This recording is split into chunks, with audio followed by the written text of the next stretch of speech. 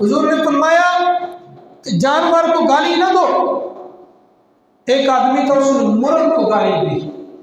حضور نے فرمایا کیوں اس کو گالی دیتے ہو بھائی؟ یہ تو تمہیں اذان کے لیے اٹھاتا ہے، یہ تو تمہیں نماز کے لیے اٹھاتا ہے۔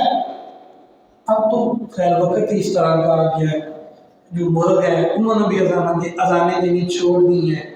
جو امیر ہیں، جو شہزادے ہیں، جو بڑے پیسے مال والے ہیں، ان کا تو یہ شیوا ہے، کہتے ہیں ہمارے گھر میں تو اذان کی آواز ہی نہیں آنی چاہیے۔ یہ ایک نظام بدل گیا ہے، لوگوں کی سوچ بدل گئی ہے۔ تو حضور علیہ السلام نے گالی دینے سے منع کیا۔ آج ہم کیا کرتے ہیں؟ ہمارے پاس گدا گاڑی ہے تو ہم اوپر بیٹھتے ہی دو گالیاں اس کو دیتے ہیں۔ اس کو کیا پتا، گدا کو کیا پتا ہے کہ مجھے گالی دی جا رہی ہے؟ تو اپنی زبان گندی کر رہا ہے۔ گھوڑے پہ بیٹھے گا تو گھوڑے کو گالی دے گا، گھوڑے کو کیا پتا کہ مجھے کوئی گالی دے رہا ہے نہیں دے رہا، اپنی زبان تو گندی کر رہا ہے۔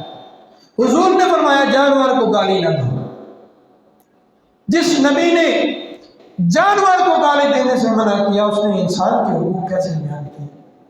یہاں بھائی بھائی کو گالیاں دے رہا ہے، بیٹا باپ کو، بیٹی ماں کو گالیاں دے رہی ہے، دوستوں کو گالیاں دی جاتی، بڑا فخر سمجھا جاتا ہے۔ ایک دوست دوسرے دوست کو گالی دے کر یہ بات ثابت کرنا چاہتا ہے کہ میری دوستی اس سے بڑی زیادہ ہے۔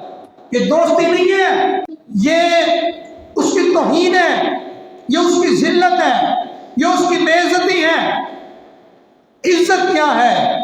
تو اسے محبت سے بلا، اپنا رویہ بہتر کر، پیار سے بلا، دوسروں کو واضح فرق محسوس ہو کہ نہیں بھائی ان کی محبت ہے، ان کا پیار ہے۔ یہ تو کوئی بات نہیں کہ تیرا دوست ہے تو اسے دو گالیاں دے اور پھر تو یہ بات ثابت کرنے کی کوشش کرے کہ جو ہے وہ میرا تو بڑا اچھا دوست ہے، میرا تو جناب اس کے ساتھ وہ تعلق بہت زیادہ ہے۔